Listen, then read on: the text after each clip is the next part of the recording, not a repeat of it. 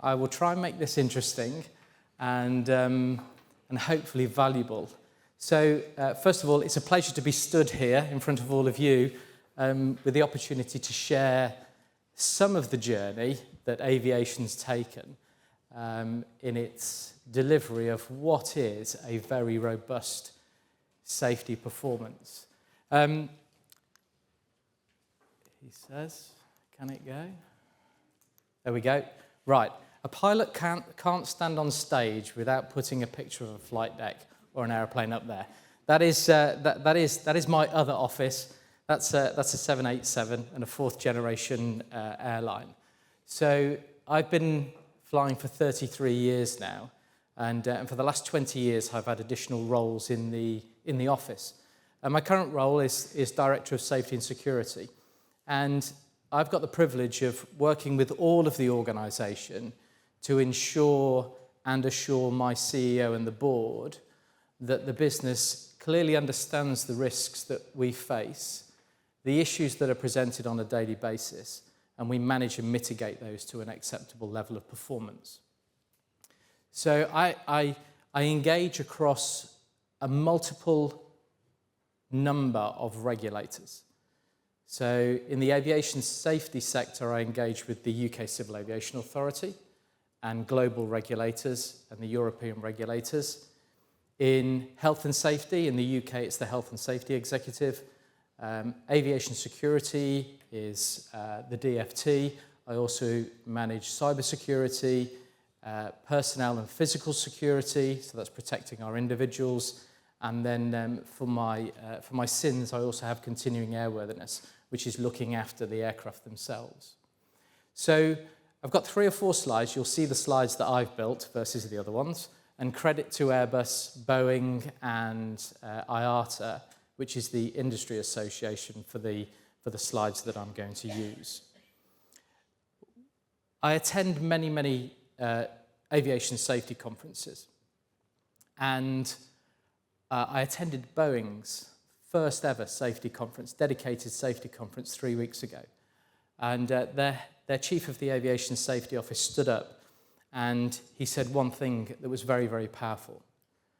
And he said, making safety personal is a driver for every leader in this industry. He then went on to explain a scenario he found himself in. I'll start this by reflecting back. In 1985, I was a 14-year-old boy. And I was brought up, I wanted to fly, aviation was my life. And then on an August morning, an Air Tour 737 started the takeoff run. It didn't make it into the air and 55 people lost their lives. In this role, 35 years later, I attended a memorial service of the Manchester victims. And we opened a memorial garden in Manchester Airport, and I was in the audience, and a middle-aged man stood up and started to tell his story of that day. He got woken up as a child. He was 14 years old. Very early in the morning, they drove to the airport looking forward to a holiday. His life changed. He lost his mother and father. He was the same age as me. So making safety personal for all of us is really very powerful in terms of our desire to improve, not just for us, for our colleagues, our customers, but actually for other generations. So I'll leave that with you. Just a few facts and figures. In 2019, the aviation industry moved 4.5 billion people around the world on approximately 36 million flights. This graph here, in the light grey, shows the number of flights on an annualized basis all the way back to 1960, 1959, and it shows the growth. The grey bars are the yearly number of fatal accidents that occurred. And there's 3 parts to this that I'd like to share with you. 1977, some of you may remember that. The worst ever aircraft accident with the highest number of fatalities. 2 747s collided together in Tenerife, and 583 people lost their lives. This era, the late 80s, early 90s, industry started to realise that the rate of fatal accidents and the proposed growth of the industry would suggest that we could end up in a situation where we'd have a fatal aircraft accident globally every week of the year. We were at a turning point in industry as to how we would manage this. And then finally, that year there, 1996, that was the worst ever year in terms of fatalities in aircraft accidents.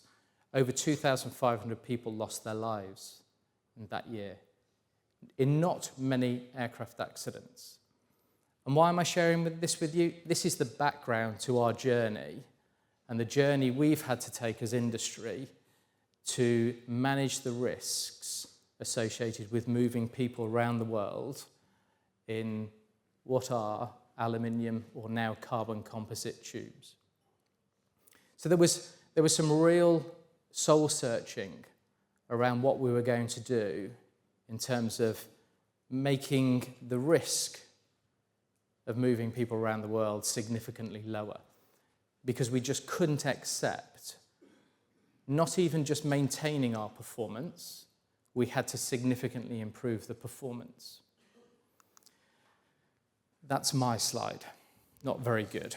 Okay, but what it does is, so what I'm going to take you through is the relationship and the requirements and what we've gone through in aviation and the three parties that are really, really key to creating success. And when I say success, that's continuous improvement and constantly moving your risk profile down. Regulation is key. It has an important part in what we do. In aviation, our regulatory structure sits from a global perspective, and there's an organisation called ICAO, which is the International Civil Aviation Organization, that was set up in 1944 under something called the Chicago Convention. ICAO sets standards and recommended practices. They're not rules, and they are passed down to individual countries or states. And those states choose to adopt those or don't. And the rules that we operate under here in the UK drop down from ICAO. There's a couple of points that really differentiate aviation regulation from other regulation. It's collaborative. How those regulations or standards and recommended practices are created is done in a collaborative way. Aviation has a permanent seat on something called the Air Navigation Council in Montreal. And industry contributes not just to the discussion of the output of the regulation, but actually the building of the regulation. Another point to make is that it is written in our regulation that individuals and organisations have a level of protection when they make errors, omissions, mistakes. And that, people talk about a just culture. Actually, safety and security culture is made up of more than one element, and just is one element of that. And that's where we reflect on the organisation and the individual, their training, their knowledge, their skill set, and actually whether an individual would have made the same error. And we talk about human error, because the human has frailties. The worst monitor is the human. So we have to recognise the human in actually the output.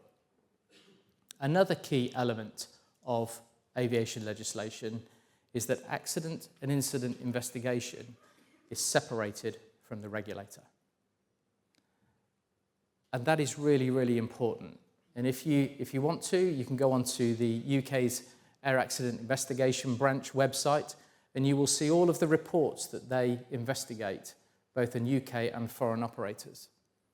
They give findings and actions and recommendations not only to operators and organisations, but they give them to the regulator as well. So the independence that is written within these regulations is key to generating continuous improvement and learnings from incidents and accidents. Technology. Technology is a key driver of the performance in terms of risk reduction in aviation. It is driven by economics. It's driven by sustainability these days. It's driven by reliability. The modern jet engine is far more reliable than the previous piston engines. Carbon composites, they're far more reliable and effective and require less maintenance. So economics does drive technology, but in our world, the relationship between the regulator, the operator, and technology development, we call them the OEMs, the original equipment manufacturers, is used to drive a reduction in risk. And then finally, industry. So as individual organizations, we cannot and we do not have the leverage to make changes globally. So industry, we're represented by an association called IATA. And IATA, they are the people that have the standing seat at ICAO. We have then taken the responsibility collectively to drive performance across the industry and reduce the risk to the paying public. Now, I can say that's effective, but actually I'm going to read 5 points from a book. And this is a gentleman called Professor Chris Hodges, who, if you choose to read it, it's about 700 pages long. It's a good, right, riveting read. And he looks at, the title is Law and Corporate Behaviour, and it's the relationship between regulation, enforcement, compliance, and ethics. And he writes these 5 things about aviation regulation. First, the system has evolved and is continuing to do so. Second, it has evolved through distinct stages such as investigational, safety reporting, classic regulatory licensing to behavioural. Third, the control of high-risk activities requires constant capture of information and its expert evaluation and feedback to operators of systems and individual actors. Fourth, organisational contexts require a safety management system approach that coordinates both officials and commercial operators and operates on a global basis. Fifth, the need for open sharing of information can only be achieved within a mutually supportive, non-punitive environment. This has led to largely no blame, just culture, and is also to a more extensive concept of an open culture within leading airlines. Accountability remains within an open culture, but in a different sense from that found in traditional legal contexts. Instead of blame-based accountability, accountability of individuals is permanent and full within a culture that is directed at constant sharing, learning, and striving to achieve performance. I could put words together. He is the Professor of Justice Systems at Oxford, at Wolfson College, and he did a lot of work and actually works within the UK government now. So what that drives, that collaboration, is behaviours, and behaviours drive your culture as an industry and as an organisation. So, on the industry side, what did we do? Actually, we implemented a program called IOSA, which is IATA's operational safety audit. To be an IATA airline, every 2 years we had to go through an audit, principally a similar type of framework to BSF. We pay for it as airlines. It gives us an independent assessment away from the regulator. And one of the key differences in aviation regulation is we see the regulator on an ongoing basis. It's a partnership. It's continuous oversight. They don't just appear at the door when things go wrong. They're there to understand, to critique, and to hold us to account. So We developed the IOSA program. And the IOSA program is managed by IATA. We have audit organizations that go out across the world and assess the organizations, the airlines, against those ICAO SARPs, not the state regulation, because they were different. They can be different across the 192 contracting states. What this is here is the industry accident rate. The blue line is the accident industry rate since 2005, when we first implemented IOSA. And on the left-hand side, on the axis, actually that should read 0.4. And what is that? That's 0.4 million accidents per million departures. And you'll see that the industry accident rate decreases over those 15 years to a point which I've highlighted in 2019. The red line are IOSA carriers' accident rate. The grey line is non-IOSA carriers. This is open source. You can go on the website and you can get this. This is not, it's not confidential. And what you'll see is an overall reduction from left to right. And that's about technology. That's about improving it in management systems. But you'll see the non-IOSA carriers' accident rate is greater than the IOSA carriers. So it makes a difference. I've highlighted 2019, COVID. So we design all these wonderful management structures, which is great in a stable environment. COVID hit the aviation industry in many different ways. Not that we had to shut down, but actually we had to, in the UK, we were bringing in PPE from China. We were doing very, very different things.